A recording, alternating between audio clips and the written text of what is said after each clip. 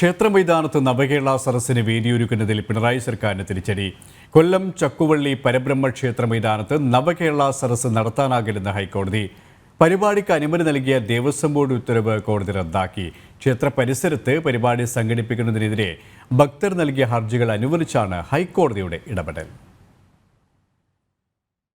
കൊല്ലം ചക്കുവള്ളി ക്ഷേത്ര മൈതാനത്ത് നവകേരള സദസ്സ് നടത്താൻ അനുമതി നൽകിയ തിരുവിതാംകൂർ ദേവസ്വം ബോർഡിന്റെ ഉത്തരവാണ് ഹൈക്കോടതി റദ്ദാക്കിയത്. ക്ഷേത്ര പരിസരത്ത് നവകേരള സദസ്സ് നടത്താനാകില്ലെന്ന് വ്യക്തമാക്കിയ ഹൈക്കോടതി ദേവസ്വം ബെഞ്ച് പരിപാടിക്കായി കെട്ടിയ പന്തൽ ക്ഷേത്രത്തിനടുത്തെന്നും വിലയിരുത്തിക്കൊണ്ടാണ് അനുമതി റദ്ദാക്കിയത്.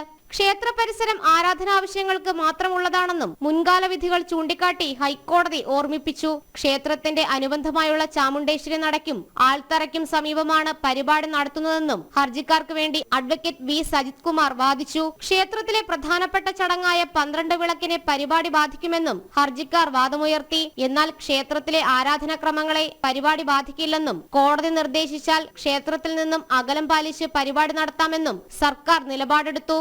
അതേസമയം പടനിലം എന്നറിയപ്പെടുന്ന ക്ഷേത്ര പരിസരത്ത് പരിപാടി സംഘടിപ്പിക്കുന്നത് ആരാധനയെ ബാധിക്കുമെന്നായിരുന്നു ഹർജിക്കാരുടെ വാദം. ദേവസ്വം സ്കൂൾ പ്രവർത്തിക്കുന്ന ക്ഷേത്രം വക മൈതാനം പുറമ്പോക്ക് ഭൂമിയാണെന്നും നിലവിൽ തിരുവിതാംകൂർ ദേവസ്വം ബോർഡിന്റെ അധീനതയിലാണെന്നും അഭിഭാഷകൻ വ്യക്തമാക്കിയിരുന്നു.